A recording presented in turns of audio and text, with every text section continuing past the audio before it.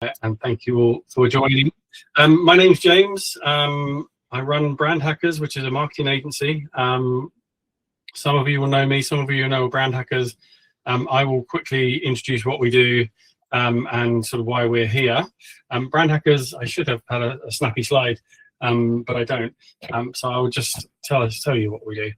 We are a marketing agency. We've been going about 5 years. We're a team of 25, and we build fractional marketing teams for brands who are in a growth stage and are in that difficult position where they need fractional support, whether that's on an interim basis, whether it's full-time, whether it is to sort of plug a gap, whatever it might be.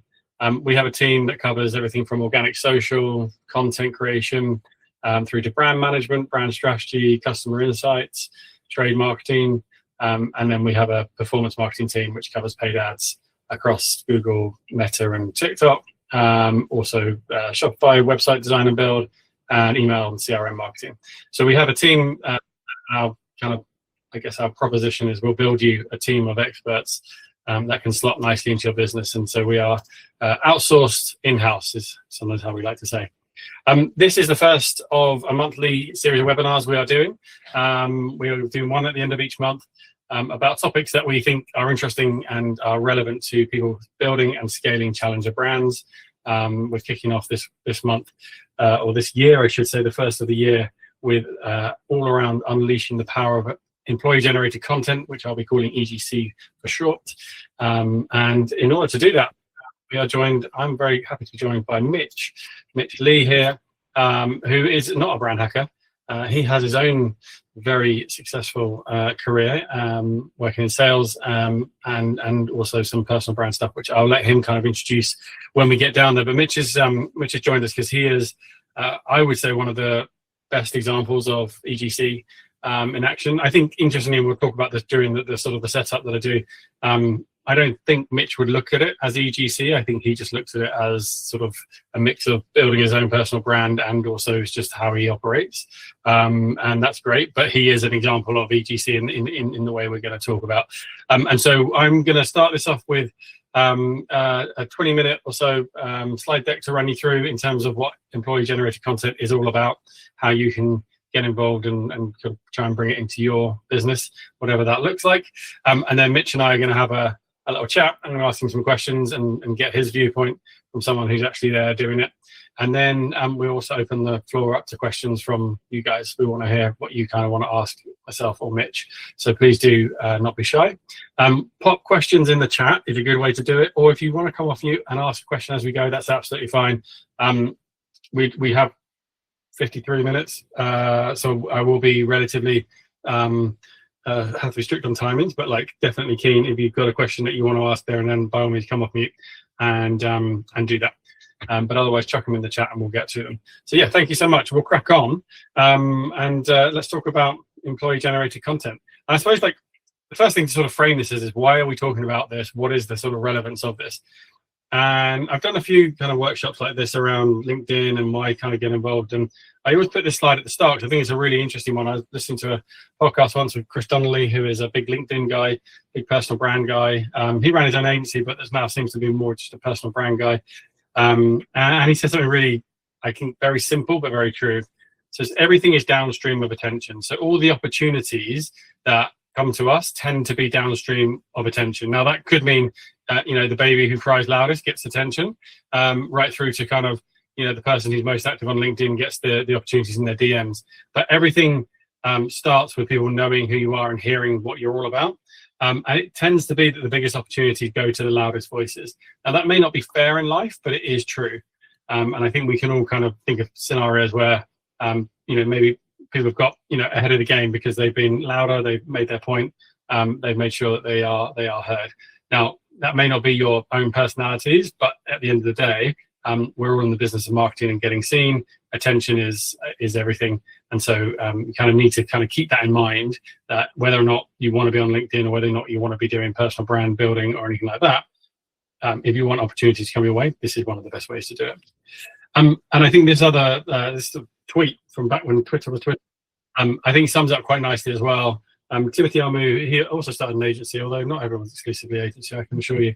And he had this really great point where he's like, people don't always buy the best product, they buy the product that they remember, or at least the first product they remember. And so you've got to spend more time than you think on your company promotion, because ultimately when someone's thinking, oh, I need a marketing agency, or I need a smoothie, or I need whatever it might be, their brain goes straight away to something that they've got knowledge of, that they have heard about, that is on their mind. And the more visible and the more attention you have got, the more chance they are to reach for you. So he talks about how when he was building his business, he spoke on 600 stages over 5 years. That must have been a huge time commitment. It was 30 a year, probably more, some years less, some others. But it was a huge time commitment and probably, a big investment. But he knew that then when people were thinking of, I need an agency, I can't remember what his agency did, they would think of him because he was there, he was top of mind. So it's all around attention and being top of mind is really, really important. All right, so who am I, briefly? Am I a LinkedIn guru? Am I one of these guys who says comment playbook and I'll send you my playbook with my Stripe link to pay me some money? I'm not. I am not a guru. I'm not a LinkedIn guru at all. I am an employee. Brand Hackers is not my business. I've been there since nearly the beginning. I've been just over 5 years. But I am an employee and I do generate content. So that is my rationale for telling you all about employee-generated content today. I got serious about LinkedIn a couple of years ago, November 2023. I just decided I'm just going to actually get into this properly. I've been dabbling around the edges for a bit. And my role within Brand Hackers has been a few things, but a lot of that is finding new businesses for us to work with and bringing in new leads that we can attract and bring in. And LinkedIn had always been something that we would get round to at some point. Finally actually managed to get round to it in November 2023, started to put some proper effort into it, put some strategy into it. And over the last 2 years, it's really, really paid off in terms of follower growth, in terms of members reach. So these numbers here is just last year. So did just under 2 million impressions in 1 year in 2025 and reached, 750,000 members with my content. And what that does is it really brings in, gets that reach out there, which then brings in what we want, which is leads and interesting businesses to work with. So I got serious about LinkedIn a couple of years ago, and it's really, really helped. A lot of my team are also getting pretty into it and have been getting pretty into it. So it's a small selection of the team, but we're posting, several times a week. And, a team of 25, if you've got lots of those team posting several times a week, you suddenly start to feel the impact as it compounds, as people start to see it. And one of the things we see the most, or hear the most, I should say, is I keep seeing you guys on LinkedIn. You seem to be everywhere. And actually, we're only a team of 25, but because we're, not everyone in the team posts, but lots of us do, and we are quite consistent, it does get that feeling that, wow, those brand hackers seem to know what they're talking about. They're everywhere. And it's been a game changer, to be honest. I mean, this is just a very small selection of inbound that comes my way, into the DMs. These are people that I don't know. They're people that have seen my content, and it's not that they're coming off one particular post. It's just at some point they've had a need for some marketing support, and I've been top of mind because I've been putting content out there, and I've been someone that they think, oh, I should actually go and chat to James. So it's really, really helped accelerate our growth and accelerate, new leads and new businesses to work with, which is ultimately what I guess we're all in the business of doing. So that's a kind of a bit of a frame in terms of who I am and why we're here. What's the problem that we think brands are facing in 2026 and in 2025 before that? It's absolutely around cut through and attention. So it's harder and harder now for brands to cut through. Consumers are being bombarded with a sea of like brand-led content, thousands of different pieces of content a day. Everyone's scrolling. They're scrolling across 4 different platforms, and lots of brand content just looks really samey and looks the same. And part of the reason for that is because there are kind of playbooks and content types that work really well, and brands tend to copy each other, and they say, oh, that worked really well, I think we'll do a version of that. And so actually it's quite easy for consumers just to get a little bit fatigued and just zone stuff out from brands. They're like, oh, it's another brand thing, I'll just quickly go past that. So harder and harder to cut through on socials when you're doing branded content. Performance marketing, so you used to be able to say, well, at least we can chuck some money behind it and we can spend some money and that will get it in front of the right people, but that's getting more and more expensive. You can definitely still do it, but it's expensive, and attention is going down. So that's the brain battery going down. So it's more expensive to get in front of people, but also people's attention is less And so, your performance marketing spend is much, much less effective than it used to be. So that leaves brands to needing new ways to get their brand out into the world. I'm guessing there's a reason why 60 people are sitting here today on their lunch break. Is because they realize, yeah, we do need some other channels. And they're looking for other channels that they can explore that maybe they haven't done that. So enter stage left, our friend, employee generated content. EGC, is this the channel that's gonna save us all? No, unfortunately not. It's not gonna save us. It's not the be all and end all. It's not the most important channel, but it will help. And it's worth getting up to speed on it. It's worth investing a bit of time and a bit of energy in, because it is, at the end of the day, a really great channel. So we're going to talk about what we mean by employee-generated content. By the way, if people have questions, like I say, pop them in the chat. We've had a few who come in since I started. We're going to do some Q&A with Mitch in about 20 minutes. And we're also going to do some Q&A from you guys. So if you have questions, pop them in the chat here. And also, if anyone wants to introduce themselves, please, by all means, as well. We're a friendly bunch. We'd love to see who's here. So what do we mean by employee-generated content, or EGC? You may have sort of started to hear this phrase be bandied around. I guess it's a little bit of a play on UGC, which is user-generated content. Essentially, it's anything that isn't content that's being generated by the brand account. And as it's unsurprising, it's content that's created and shared by employees of a business. That business could be 3 people, it could be 100 people, it could be 10,000. If the content is created and then shared by an employee on one of their own personal channels, then that counts as EGC in what we're talking about. But the key thing here is there's a couple of kind of nuances here. So yes, they're creating content and they're sharing it on their channel, but it has to be in their own voice and about what they choose. So it's not just, I'll come on to what it kind of isn't, but it isn't just regurgitating the company line. It really is about them talking in their own voice about stuff that they find interesting. It's generally still aligned to the brand and the industry they work in. So EGC doesn't have to always be about the company, but there will be some kind of link. I don't think it doesn't necessarily count if someone's talking about their breakfast, unless they happen to work in food and drink, and maybe the breakfast is relevant. But if it's just, what I got up to at the weekend, it's got no relevance, that's less EGC, and that's more kind of just their own personal stuff, which you don't tend to see so much. So we've got some good examples here. I post a lot about FMCG and startup brands.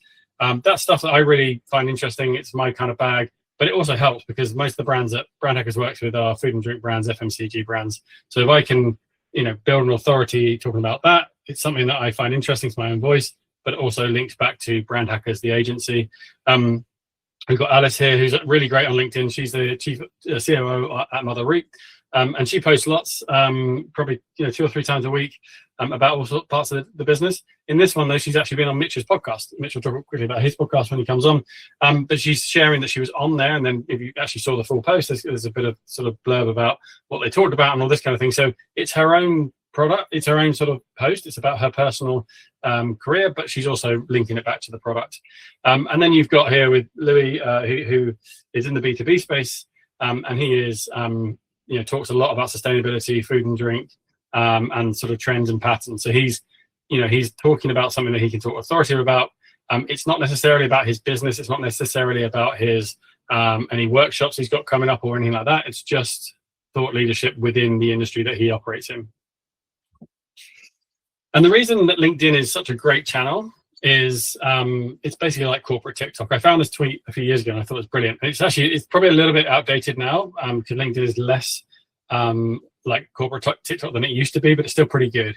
And her point here is organic reach is absurd and there's more demand than there is supply of content.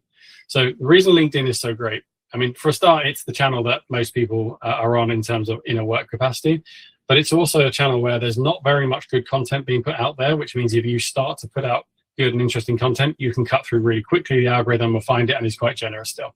So it will show it to many, many people. It's also got the lowest barrier to getting started because all you need to do is write. Okay, you could throw up a photo, but you don't even need to. You just need to be able to write, and that's really powerful. You don't need to be able to video. It's take videos, edit in there, kind of thing. So it's a really good platform, and it is where most people go to sort of to express their work self, as it were, as opposed to Instagram or TikTok, which is maybe where they're expressing their own non-work stuff. But just to say, it does show up on other channels. So we've got a couple here. On the right here, we've got Hannah's profile. She's the chief content creator, whatever, the main content creator at Volbean. She's got her own personal account with 111,000 followers. She's a bit of a big deal on Instagram. And most of her stuff is about her own recipes, which is what she posts mostly about. So she's not posting about Volbean very often, but she does reference Volbean in there, and she has had some opportunities that have come at it. She knows I found an interview that she's linked to where she's interviewed, and she mentioned Volbean a few times. So there is a kind of a value there in her being active and being on there. And there's a creative director here, who sort of blogs, or I should say, puts on Instagram like her job, day in the life of her job, which is quite interesting and links back to the agencies that she works with. So EGC is great.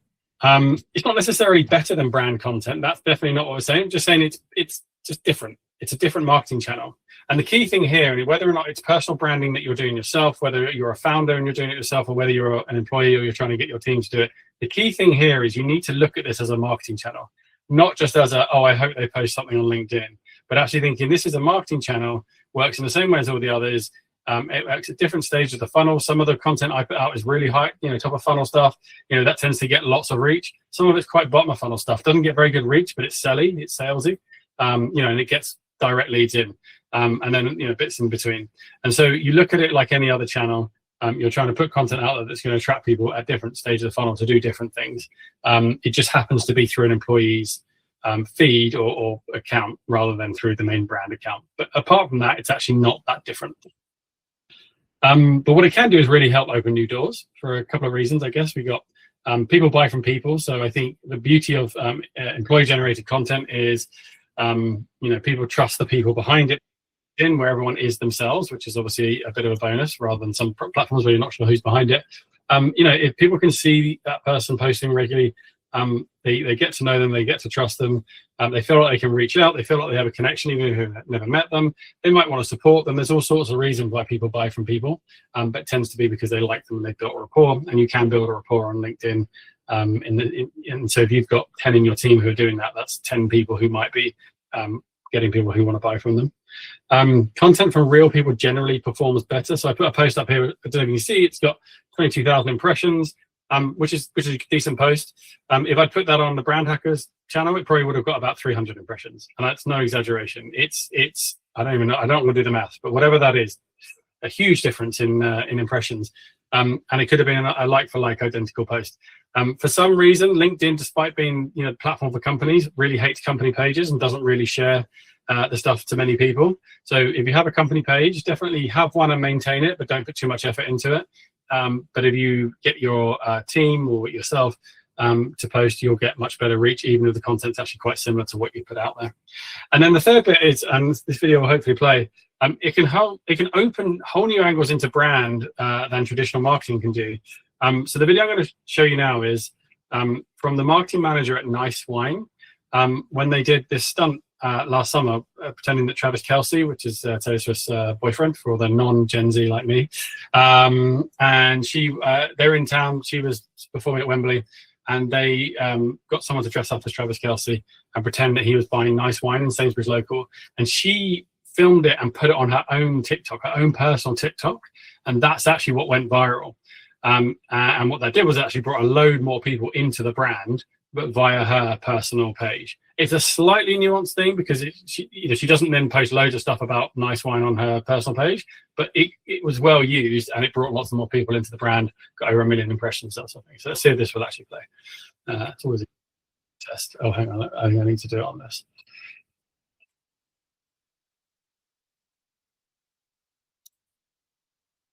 Hey guys, I'm literally in Sainsbury's Wembley and I'm not fucking joking. I think Travis Kelce is literally at the counter.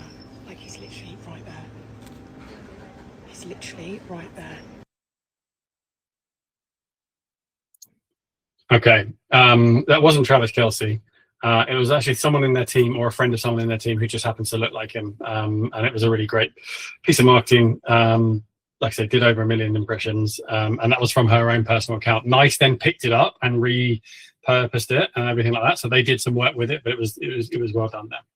So that's kind of what EGC is. What it isn't is just forced posting of, company tropes, company memos, being told you have to go and just say this. That's not proper EGC. That's just telling people what to go and do. And people don't really like doing it, and people don't really like reading it because they can just tell it's not natural, it's not what they actually done. EGC isn't trying to turn everyone into influencers. That's definitely not what it is. Yes, people will end up building a personal brand as part of this, but it's not about trying to do that. And it's not brand content that happens to feature employees. So I'm going to show you this video because this is a bit of a debated topic of whether this counts as EGC. For the purposes of this, it doesn't, and I don't think it does. And I checked with my team, and they agree. But let's see. This is Lovecorn, who are great on Instagram, and they put their team into quite a lot of their videos, but not in the way that we're talking about here. Banoffee pie. It's just parsing, and I thought you might check that marketing video out. A little search when you first called, and I couldn't really find a trace of it. So there's one here that says Lovecorn marketing video. Do you think we might be on the right track? I've probably taped over it. Oh, bingo. Oh, well done, you. Pretty good actor, I must say. You've stayed rather close, haven't you? I look quite pretty. We'll move on, because you get where I'm going. But I think great acting aside and a great content team, they're doing amazing content work on their feed, and they happen to be employees, but that's not employee generated content in what we're talking about here. So what does good employee content, ECG, employee generated content look like? These are a few brands doing them well. Inevitably, I guess, because I'm very in FMCG and food and drink, a lot of what I see is in that world. So this is very lean towards that world. But it doesn't mean it's exclusively these kind of companies. B2B, to be honest, is a much easier place to be doing EGC. So really, those should be more brands there. And there definitely are some. I've just chosen some really great brands that are doing it well.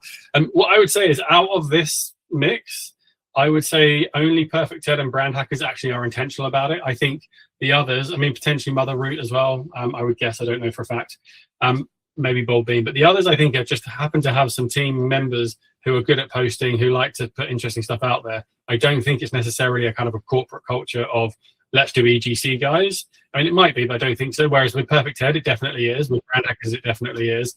We know the benefit, and we really go down that route. So good brands to check out, and check out some of the teams that they're putting out.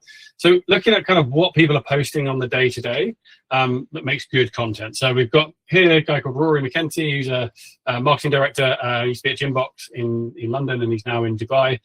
He posts loads of stuff about different PR stunts they're doing, different classes they're launching, all this sort of thing. And so this one, he's breaking down the challenges of trying to launch a particular billboard in Dubai, which was quite hard for many interesting reasons. So this one is him breaking down challenges that they're facing.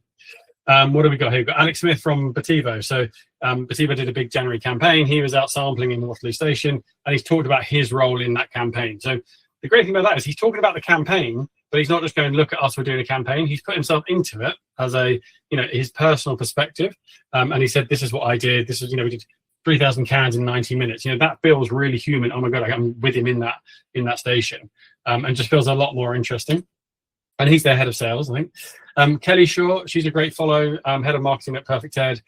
She's really good at doing playbooks for how she's doing her job, basically, and what she's learning along the way. So, they go and do some great retail activation. She usually then will do a breakdown, which is great. I mean, she doesn't have to do that, but it's really great if you're someone who works in that space. You can learn a lot from people like that. So that's a great thing. And again, it has a halo effect on Perfect Ted. She's not trying to promote Perfect Ted per se, but she's talking about the brand in that way. Zoe's one of our team. She's our CRM lead. She often posts kind of opinion pieces that she has a genuine interest in. So in this one, important question: how do you actually feel about brands texting you? She's actually wondering, should brands be texting? What's your thinking? That sort of thing. That's the kind of an opinion piece. It's also related to her job because she's in CRM and SMS as part of that. So that kind of makes sense. What do we got next? We've got Louis, again, talking about industry analysis and thought leadership. So he's talking here about the M&S range and how they're leaning into this wellness range in 2026. Again, he works for a company called Future Food Movement, I believe it's called, and they're all about what does the future of food look like. So for him to do some industry analysis on different retailers and that kind of thing makes perfect sense, but he's not promoting his company per se. There's nothing in that says, come to Future Food Movement. But because people see that, they go, okay, this guy knows what he's talking about. I should go and get in touch with him when I need whatever the services he offers. Category celebrating roundups. Mitch here is really good at these. So it's a Friday, Frozen Free Friday, which he can talk about himself. But again, there's nothing better than celebrating others in your category. And it's a really easy, I say that, Mitch, it's not easy, I'm sure, but kind of an easy topic that you can do where you can go, okay, what's happening in my category this week? And then you can become the leader of that category. Points of view on who's doing what well. So Lauren and our team put up something around how the NHS have put this meme out. She thought it was brilliant marketing. They just thrown the brand guidelines out. That did really well, that post. And then this is one of my favorites. Mitch pointed me towards this one. So Mia, who works for Seep, which is a cleaning brand company, she's doing this really cool series called Social Media Manager Dating, Speed Dating, I should say, where she finds another social media manager on LinkedIn and asks them a load of questions and answers it. And they're quite cool. It's just quite a nice little format. So the point I'm trying to make here is there's loads of different ways to show up. All of them are related and reference your company, but they're not all going, look at us, we're this company, aren't we great? Or I'm trying to sell you something. So that's the key thing to kind of come. What do they all have in common? Well, they're all written in the person's voice, and that's really, really important. They have been written by the person. They don't look like they're just copying and pasting what they've been told to say. They have a human angle to them. So going back to that sampling campaign, that's a marketing campaign that Bativo were doing, but Alex put his own personal human spin on that. They're mostly not salesy. I mean, selling is fine. There's not a problem with that. But like most of the best, content isn't salesy because you just trust the process that over time people will get to trust you and then the sale will come. And they feel more approachable for people to engage with. So, if I see someone who's like the, marketing manager at a brand and I really like some of their content, well, I feel like I kind of can reach out and just drop them a DM and say, hey, how are you doing? Like, it'd be nice to chat, find out about more what you're doing, which is easier to do than it is if it's stuck behind a corporate page. And the results can be huge. So we've just got 3 here from a couple from my team. We're talking hundreds of thousands of impressions that you can get from posts on LinkedIn. Lauren's got 2,000 followers on LinkedIn. That's not a lot of followers, but her posted 418,000 impressions. So it is about the best content wins, not about how many followers you've got. So get in there and do it.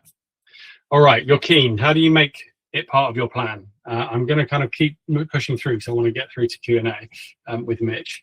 But essentially, the biggest difficulty, the orcs bit, is getting your team involved. So let's face it, right? The real challenge is getting people to post for a few reasons. One is posting feels really awkward. It feels really cringy. Most people don't want to do it, and they just think, no, it's not for me. I don't want to do that. Okay, that's a tough one to get around, and to be honest, one of the hardest. The blank page, staring at the blank page and I don't know what I'm going to write is another one. Lots of people think, I don't have nothing to say. Why would anyone want to listen to me? So you have that problem to get past. And then this other one, which is kind of a more nuanced one, I guess, which is this feeling that, well, it's my, I'm myself, and you don't kind of own me as a, I'm not the company. I'm my own person. So I'll say what I want. I don't want to have to post just so we can build some, some brand company value. Now, all 3 of these are true, and all 3 of these are quite hard to overcome if someone just doesn't want to do it. Okay, so the key thing is forcing it doesn't work. If someone doesn't want to do it, then they're not going to do it, and you can't force them to do it. And down that path, disaster will lie. So you need someone who maybe feels a bit of this, but doesn't feel enough that they're against it. And in fact, ideally, they actually don't feel this, and they actually go, I've got loads I'd love to say. I just didn't know I was able to do it. Or, I don't really have the cringe factor, or whatever it might be. I mean, everyone has the cringe factor, so don't worry about that. But anyway, here's some tips for how you can get some people going. And the first step is just to start small. So what you want to do within your company, and let's, I don't know, we've got lots of different size businesses in here. What you really want to do is just find that first small cohort of like between 1 and 3 people, probably. You want to assign someone, first of all, to be the EGC chap. So let's be one of you guys who's on this call. You're going to be the person who's going to make this happen. Then you want to find a small group of 1 to 3 people who are in your company, who are already curious and active online, who are like maybe doing a few posts here and there, and they're like, I'd like to be doing more. That's your starting group. Find between 1 and 3 people that you can use as your pilot cohort. Agree a realistic month-long plan that everyone can stick to, and then get them to agree to that, so that everyone's committed. But it's only a month at the start because we're starting small. And the goal here really is to show proof of concept. We're not trying to, completely change the business. We're not trying to make everyone in the business do it. What we're trying to do is say, look what happened. We had these 3 people doing this. Actually, these are the results. And we had some really great wins, some leads, whatever it might be. And then maybe more people will come on board. So the first thing to do is start small. Second thing is you've got to provide structure and guidance. Okay, people will just be going, I don't know what I'm supposed to post. So you have to set this up in quite a structured way. Now we've done this internally. So Eloise is one of our team who's great on LinkedIn, and she did a LinkedIn challenge where in November, where it was getting people to post more, and she set some perimeters, and then she helped them mentor people through the month. She would do copy editing on people's posts. She would give people thought starters on ideas and this sort of thing. And so that really helped. And then you've got Alex Lieberman here, who co-founder of Morning Brew, but now has a new company. He did the same thing in his own company. He set a challenge for his employees and set up some quite clear rules and quite clear kind of guidelines. And then they all went off and did their thing. So you do need to provide some structure. And you need to give them some certain rules. That's not about guiding that's not about policing what they put in their content, but it is about giving them some rules to follow. And then you've got to make it worth their while. At the end of the day, if you can give them a nice incentive, a prize, bit of money, whatever it might be, and gamify it, whoever gets the most likes, whoever gets the most new followers, whatever it might be, that's going to really, really help. What you're trying to do is start to build a habit, and it's much easier to build a habit if people are doing it regularly. And if they're doing it regularly, they're more likely to do that, give us a prize at the end. Set them up for success. So don't just say you're going to do this, but we're not going to give you some time. Give them actual time in their week to do it. So this is we track people's capacity because we're selling hours. So we have to know kind of where people are spending their time. We have personal brand in every single person's timesheets, and they get allocated a set amount of time per week, which is usually between 1 and 2 hours to spend on their personal brand, which usually means writing LinkedIn content, answering comments, all that kind of thing. And then also, so give them that time so that it doesn't feel like an extra job they've got to do. Guide what they do, but don't micromanage them. So don't police their post. Let them do it naturally. So that's, otherwise they're not going to feel empowered to do it. Don't prescribe what they have to talk about. You can help them with some ideas, but don't tell them what they have to say. And then set up a place to share learning. So I don't know if you can see this, but that's a Slack channel we have called LinkedIn Love, where everyone posts their posts in there, and then people can go on and support, make comments, or just say that was a great post, or have you thought about doing this? And then see it as a long-term investment, not a short-term push. This is really, really important. This stuff doesn't happen overnight. It takes time, and it compounds over time, which is the beauty of it. But you do have to kind of be in it for the long game. I know I said start with a month, but I didn't mean stop after a month. The month is to start it and show proof of concept. But you've got to look at this and say, okay, we're going to give this some time. We're not just going to do this as a one-off. So if you do it as a one-off and then everyone goes quiet, it doesn't really work. And then measure the results. Few reasons for this. You want to see, okay, is this time actually worth it? So measure the results. Just have a simple spreadsheet. Get people to put their impressions in, their followers, and see how it tracks every single week. It's really, really exhilarating and confidence boosting when you start to see it work and you start to see it grow and you see it compounding.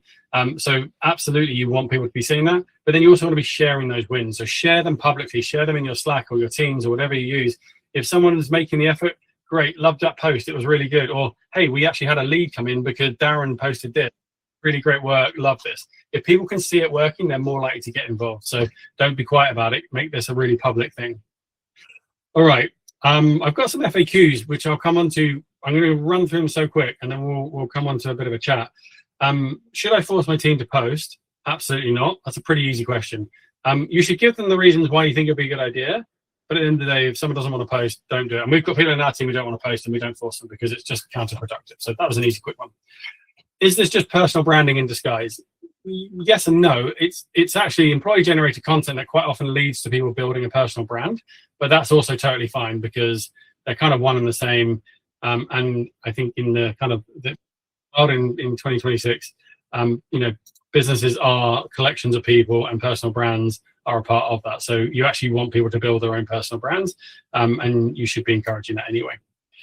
What if my team say the wrong thing? Well, I go back to my point here of have some rules and some guardrails, but don't make it too prescriptive. But a few things that, make sure people don't say or do or whatever it might be.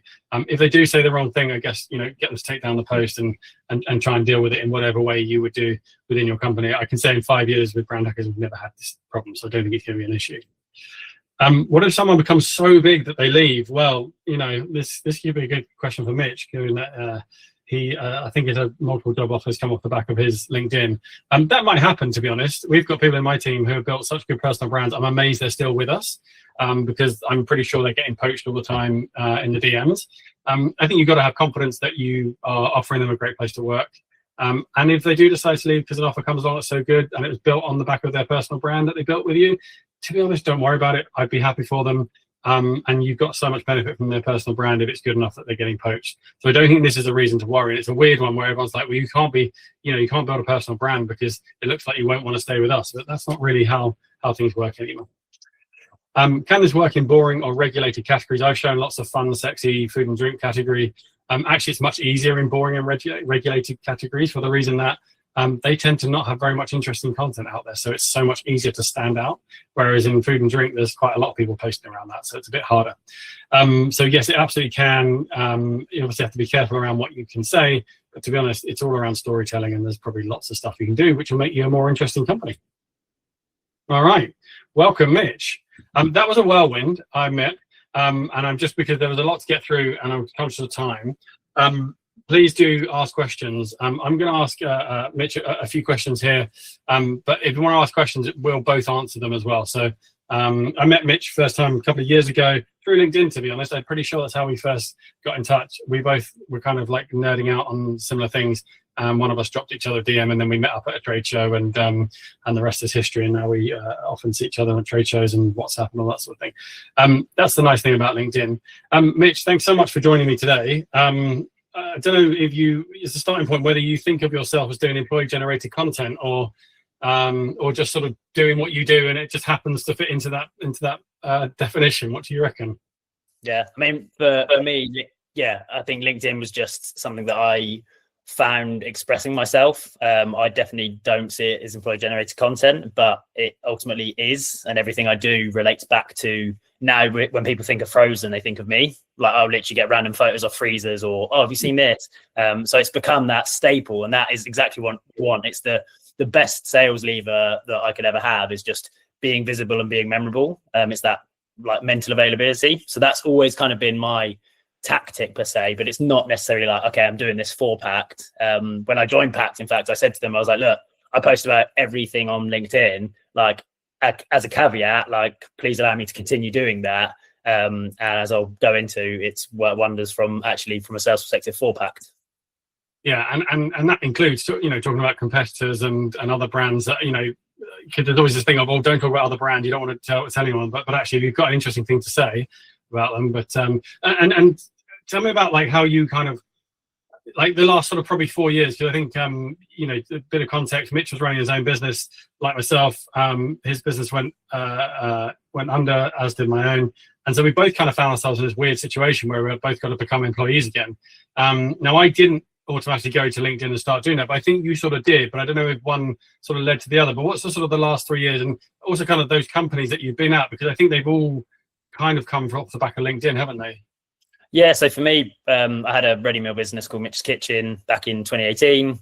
When I closed it at the start of 2021, I wasn't really sure what I was going to do next, but I was like, well, everyone says about LinkedIn, that's where you find jobs. And I had no idea, like when you run a business, you do everything from marketing to sales to operations, like you're doing everything. So I was like thinking, okay, what brands do I actually love and what brands do I think would be fun? And that's where I just started going, oh, I'm going to connect with all the founders and connect with different teams, and started with that. And then I thought, actually, all I'm seeing here is, it was a lot of the shiny days of, oh, this thing's going amazing. Look at this launch, look at this promotion, look at that. And I was like, no one's talking about the tough times or things like that. So actually, when I started to say, hey, like I've been doing window cleaning for the last couple of months, and actually this has been way more enjoyable as an employee than having my own business, like that started to resonate. And I think one of the posts where I was like, actually being an employee, like being an entrepreneur is overrated, being an employee, that got to like 60,000 impressions back when I had about 3,000 followers or something. And it was like, oh, okay, there's a good reach and a good network here.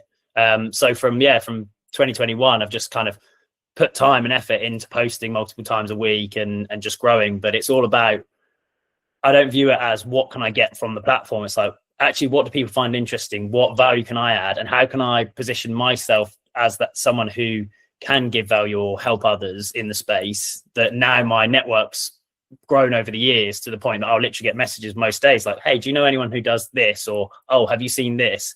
And I like, for me, there's no skin off my nose to be able to do that, because I'm not trying to like grab things from people. If I can connect people, great. Like it all kind of works in favor. Yeah, no, I totally agree. I think the network is the thing that's underrated, that people don't it's a networking site, but people sort of forget that actually the keyword there is network, and the amount of sort of people I've connected with and met and had really interesting sort of interactions with, in the last 2 years has been incredible. And I think what that does is also, it helps in every way. When we're hiring now, if I put a job post out there, because people have seen me on LinkedIn and feel like they kind of know me a little bit, and they'll reach out to me and say either, oh, I'd love this job, or I know someone that you should speak to.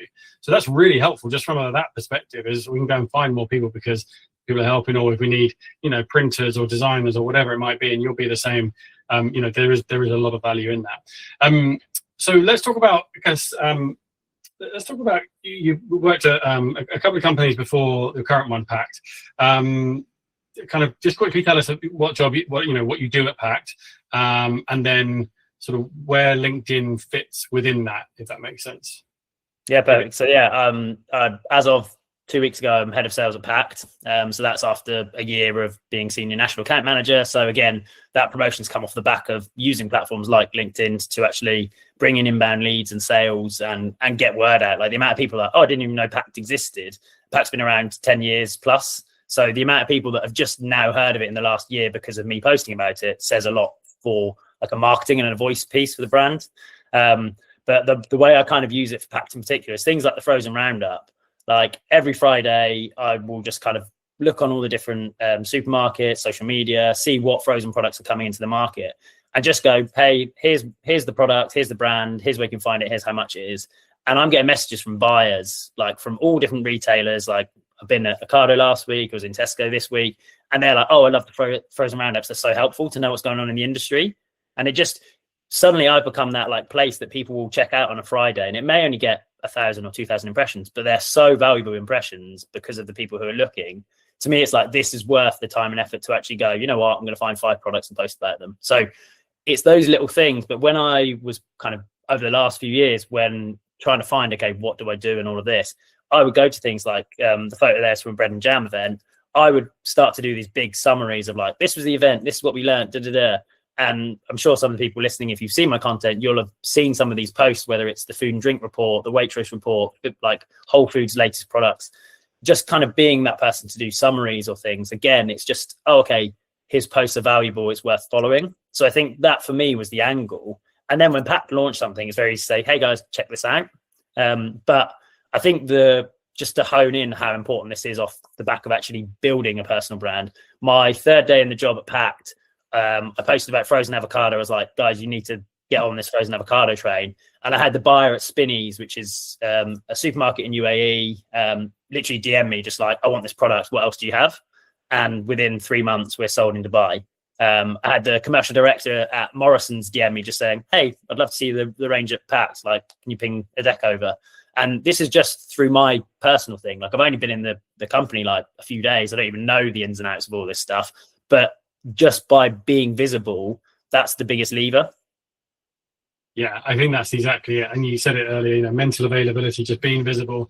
And actually, in a weird way, kind of being the only person, I'm not saying that you are the only person who's talking about frozen in the category. I wouldn't want to say that, because I'm sure there are others that I don't know about, but I suspect there's not many.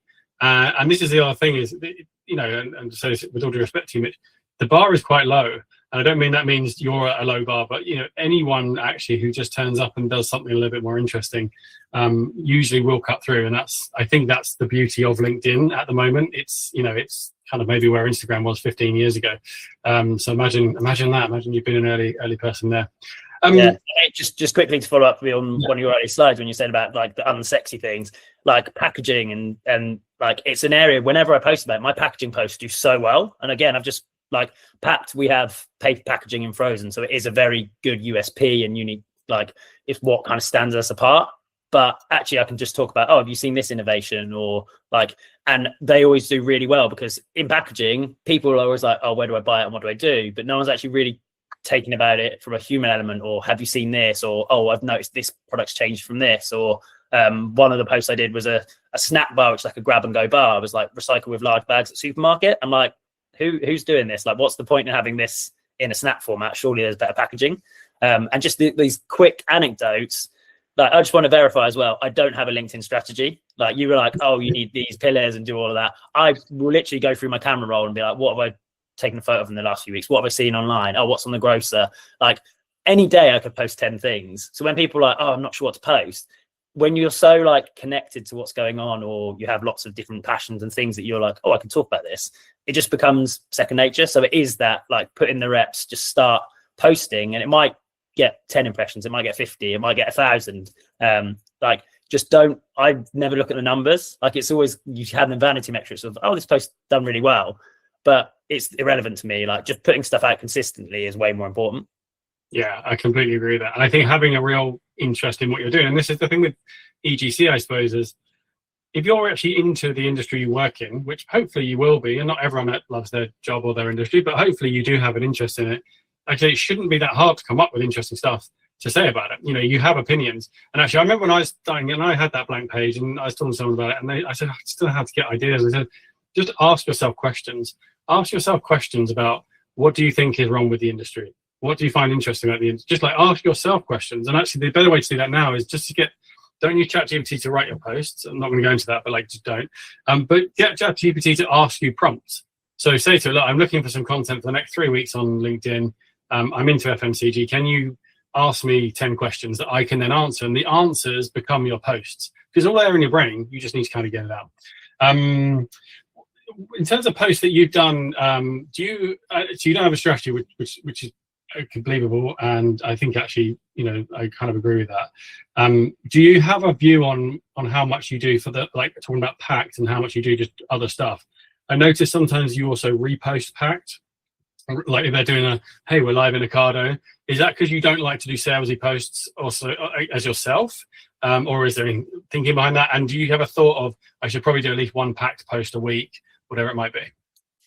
Yeah, I literally don't even like phase in when I'm going to post about Pact. It just comes up as my profile is my landing page. Like, if people see me post about anything that's of interest and they click on it, first thing you're going to see is Pact. Like, it will link you to the website. Like, all these things are kind of by design of, actually, I don't have like okay, I need to post about Pact on this, but obviously when I do a frozen roundup, I know the buyer's looking at it. Like, Friday's one this week, we've just launched pomegranate, so that's going to be the first image you see is like the Pact pomegranate.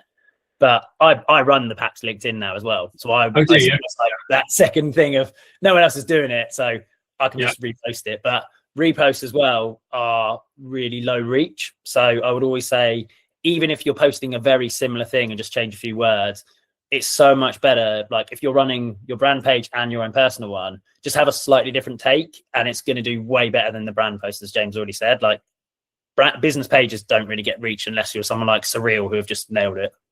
Yeah, exactly. Yeah, Surreal are the outlier. They're not the rule. They're the exceptions. Don't look at them and go, we need to get big on LinkedIn brand page. We've got a couple of questions, or a few questions actually come through. So I think let's start to kind of look at these. Liam, I'm actually going to come to yours first, just because I think it's a quick answer. So you mentioned Liam's question. You mentioned that EGC is content from your employees' personal accounts, not featuring employees or putting them at the center of content from your organization's account. However, do you still think it benefits the latter? It definitely benefits, the EGC definitely benefits brand and vice versa. So I think, if I've understood your question correctly, of should you put employees in your branded content like Lovecorn did? Absolutely, the answer is yes. I think the more employees you can put into that, the better. Not necessarily the more like different employees, but like, you know, if you can have employees in as many posts as possible, they're going to do better. That just comes back to humans buy from humans. And if you look at a feed that's just full of product shots, not that interesting. If it's full of humans, more interesting. There's a really great post, which I can't remember exactly, but it was a picture of someone painted like a picture of someone from Lord of the Rings, and the picture they just put up initially was just the painting, and that did all right. And then they did a photo of them holding the painting, and it had like 100,000 times more impressions, because it had a personal element, a human element story to it. So always put people into this work if you can. What do we got? Do you have advice for guiding people to create their own content pillars? I don't know if you do, Mitch. As you say, you're not necessarily sort of strategic in that way, but do you think about that? Would you talk to your team about what they should be posting about? Have you been lent on as the guru? Yeah, I mean, I've tried. Like, the ironic thing is that most brands, like, take Bulby, for example, Amelia and Ed are like leading by example. They're the ones that are posting, and the rest of the team then kind of get encouraged to do it. Like, I can see Nadine's in the chat. Like, Nadine is fantastic, like getting involved with her brand and everything she's doing there. But yeah, I think for me, like, I've tried getting the team involved and tried to get them, like, the only times I'll kind of do it is if they're at an event, or like Katie, the marketing director's now started to talk a little bit about, we've done a brand campaign or this, but it's taken a year of me nudging and doing it. I think I've got Alex, who's the founder, to post once, maybe twice. But yeah, he's just kind of like, you run with it, like you're doing it. And again, part of why James mentioned my podcast earlier, so it's called The Unfounders, like Nadine's actually been on it.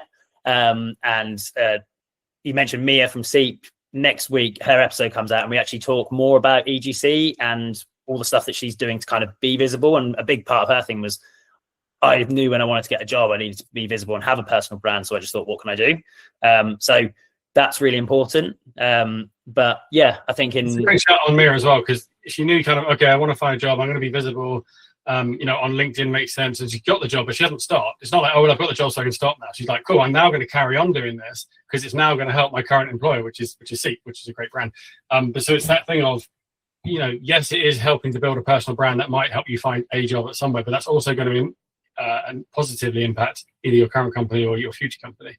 I think, Jessica, what I'd say to that question around content pillars is keep, if you are going to do content pillars, which are helpful, keep it really narrow, like choose two to start with. Don't try and overdo it. I was talking to someone this morning who's just starting a business. They said, what should I do on LinkedIn? I said, do one content pillar of behind the scenes. So we want to see how you're building the business. And the other one of your opinions about your category. It's chocolate. And I just said, those two are enough. You don't need to do anything else. And then she can just put all of her content at different ways of sort of talking about that. One thing I'd love to just add in as well is comments on LinkedIn. My comment reach gets way more impressions than my actual post impressions, and that's in the case of the last year. So a well thought comment on the right post could do massively well for you in terms of reach and who sees it, and then the click through follows people that interact with you because of your input on it. Doesn't need to be like contradictory or conflicting, be like, no, you're wrong, blah blah blah. It's like, even just supportive. Just don't be like, oh, great post. I actually put some personality and thought into it. When LinkedIn Wrapped came out at the end of last year, it said I'd done something like 7,000 comments, but that worked out to be about like 15, 20 comments a day. And I was like, to me, I could do 100 comments a day if I wanted, because I've got so many people that I've curated my network of who I follow and who I interact with. It's very easy to do that, but it means every time you comment, you're showing up on other people's feeds. So it's just that, again, oh, Mitch is here, Mitch is there. Like, it very quickly, like James said, you get those, oh, you seem to be everywhere. Yeah, exactly. And I think the build I put on that is, if that's a part of your strategy, which is kind of the easiest way to start, is just get commenting. If you can also do something like Bold Bean do, Perfect Ted, Moju do, is have a really clear brand color behind their profile picture. It means that when they keep showing up, people start to recognize it. It's a really, really powerful thing. All the brand hackers have this pink, you'll see, and it's quite deliberate, so that when people see it, they go, I recognize that pink. That's a brand hacker. They keep saying interesting things. These guys must know what they're talking about.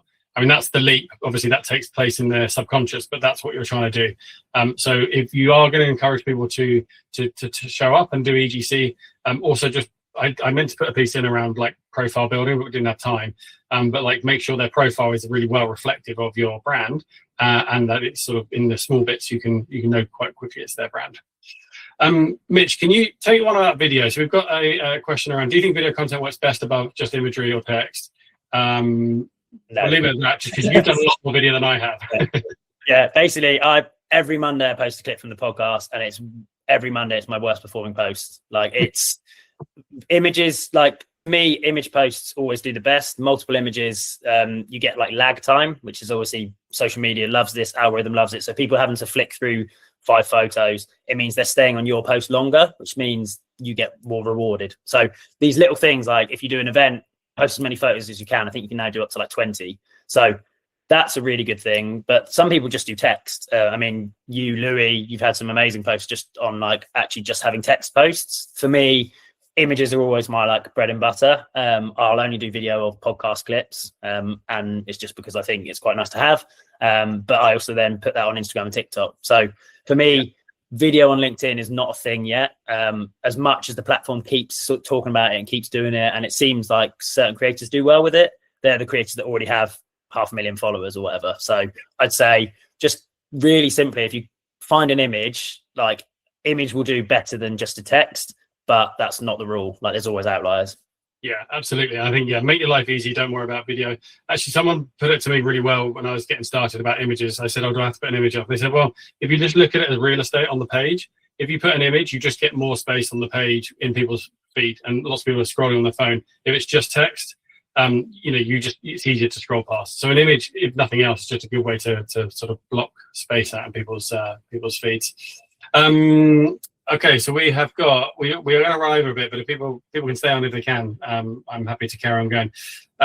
Is there any benefit to sharing employee-generated content on the brand page, almost using the brand page as a hub for employee content? That's Dylan. We did this a lot last year, actually, Dylan, because our Brand Hackers company page was just bombing. Nothing was happening. So then we started to repost employee content onto there, and it did quite well. So it's not a bad strategy, actually. If you're happy and you think that your employees represent the brand, which hopefully they should, then reposting employee content onto the brand account is not a bad way of doing it. So you've got some content there. It will still get quite bad reach, so it's not going to solve that issue, but it's not the worst idea, and it still spreads the word in the same way. If we're getting more, okay, so here we go, Subin. If we're getting more leads through, will it be sustainable to lean more into, since people might eventually know this is all done to grab their attention? No one knows you're doing it to grab their attention. You've got to remember that you're in the 1%. You understand. You're here at a webinar at 1 o'clock on a Thursday. Most people don't understand that that's what you're doing, and also you're not doing it for that reason. You're doing it because you care about your industry and you care about your company. But no, if your question is, do people get cynical, then the answer is no. And if you want proof of that, just look at how people do abandoned carts, and everyone thinks, when everyone knows that everyone just abandons their carts and they get the discount in 3 days time, no one does that. No one's waiting around 3 days, apart from maybe a few marketing people who understand how abandoned carts flows work. So I think probably take your marketing hat off there. I think you're too in the cult, if I've understood your question correctly. That is, of course.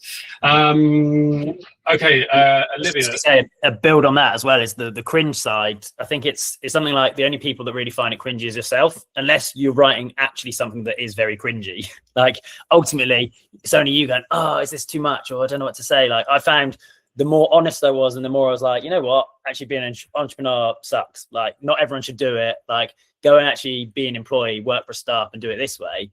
Those are the posts that people are like, oh, finally someone's saying it. Like, and it's if you've got a business and things aren't going well, like, actually be honest and be like, hey, like, right now it's tough. I'd really love some support. Like, if you can buy, like, those honest posts do so much better than just people being like, yes, another amazing week, blah, blah, blah. Like, yeah, people, that's something that people tune out, is they're like, oh, great, another win, this sort of thing. I was like, okay, great. And I think that's right. I think, I haven't gone into sort of how to coach your team in content because you just didn't have the time. We can do a whole separate thing on that. And in fact, if anyone's interested in learning, just drop me an email, because we do workshops for brands directly. But the thing there is people have got to be comfortable with what they're saying, and not sort of putting stuff out that's vulnerable, people don't feel comfortable. But hopefully that kind of goes without saying. Olivia, you've asked a question which I'll kind of wrap up on, just in terms of time, around kind of how people get past the blank page, which I sort of touched on. But I do think there's something around ask questions and help them ask themselves questions to try and get the answers out of their brains.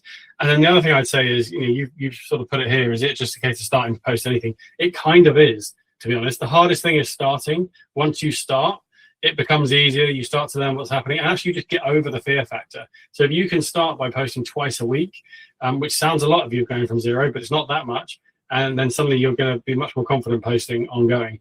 I'll kind of reference Ernest Hemingway's brilliant quote of the first draft of everything is shit. Actually, it's the first draft of anything is shit, I should say.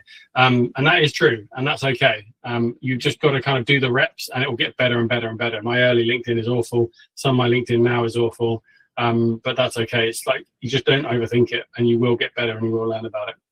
The ad is the Chinese proverb as well, is the best time to plant a tree was 10 years ago, the second best time is today. So it's just very easy, like just getting started. Like, I dropped that bombshell at a sales conference that I felt like I was an imposter, but I literally was doing a whole presentation about how my personal brand had helped with sales. And I'm speaking to people who work for like Getty Images as like the VP and like all these big brands, and they were coming up to me asking more questions at the end, because they're like, oh, I didn't realize you could do that, and blah, blah, blah. So yeah, Yeah, I Just- completely agree. That's a great shout. The best time was 10 years ago. The next best time is now.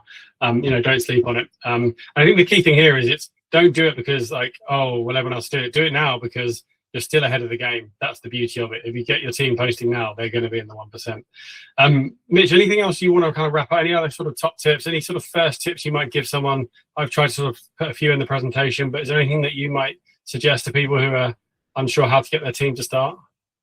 I'd say like find, as you said, if there's things like if you work in a particular sector, like so for me it's like packed, it's frozen fruit and vegetables. There's so much around that, and we can tackle anything from sustainability to food waste to packaging to freshness. Like find those things that you don't necessarily need to go, okay, I'm going to talk about our brand, blah, blah, blah. Talk about something around the topic that's adjacent to it, just as like a way in to go, actually, I've got a view on this, or like if there's a reason you joined the brand that you're working at, or within your team that someone's come in or you've hired them because of a particular reason, get them to talk about that moment. And like people are interested in how other people do it. Like that's why the whole podcast started, like to celebrate employees and literally all of this. So I think just some very, very quick kind of top line learnings are things like, if you're going to post any links, do it in the comments. Like, don't worry about how many people you tag. Like I have posts where I tag everyone at the events. And again, it doesn't penalize me, but links in the comments do. So just from a formatting thing, like don't use ChatGPT to write a post. It's so obvious. Like you can use the prompts, use the advice, but please then just tweak it. The double hyphens, the spacing, the bullet points halfway across the page, like it switches people off. Like you're better doing a very short few line post than something that's been crafted by ChatGPT. Yeah, people are not there to mark your grammar. So that's great advice. Thank you so much for joining us all, Mitch. Check Mitch out on LinkedIn. You won't be able to miss him, but also do check out his podcast, Unfounders, which is interviewing sort of early employees at brands. So all these podcasts are all about founders, and Mitch actually is, there's some interesting stories to be told by those, employee number 1, 2, 3, those kind of guys who are doing some really interesting stuff and were equally in the trenches. So definitely worth checking that out. Pick up some packed on your next shopping. I mean, this is personal brand also selling. Sainsbury's, Tesco, Ocado, everywhere, aren't you, Mitch? Yeah, frozen pomegranate's just gone live on Ocado, so go get involved. Deals on Tesco, deals on Sainsbury's. You can't miss us. Fantastic. All righty. Well, thank you so much, everyone, for your listening and for your questions. I will send a recording round after, and we will be doing another one of these in a month. So keep tuned, and I will send out some details on what we'll be up to. So lovely to see you all. Have a great Thursday afternoon.